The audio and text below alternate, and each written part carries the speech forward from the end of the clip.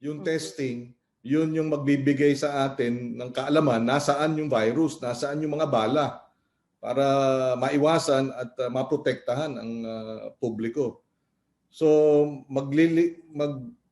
magluluwag tayo nasaan ang contact tracing, nasaan ang testing para tiyakin na hindi lalong kumakalat ang COVID. Lalo nga ngayon dahil sa bagong mga variants, may eksperto na nagsasabi na maaring 15 times more ang magiging infection rate niya. Ibig sabihin, kung 1,000 ang kaso ngayon, pag hindi nabantayan dahil dito sa bagong variant, maaring 1,000 kaso araw-araw.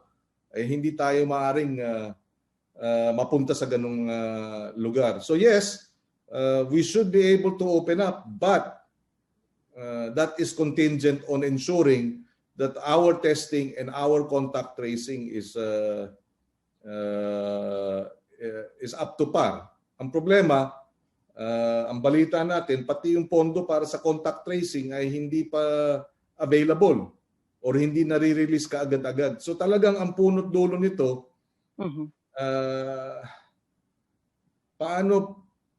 nasa emergency situation tayo pero ang release ng pondo parang hindi emergency.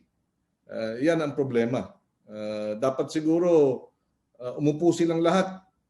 Ang ating executive department, ang ating economic team at magkaroon ng dagdag na action steps para itong pag-release ng pondo ay magawa ng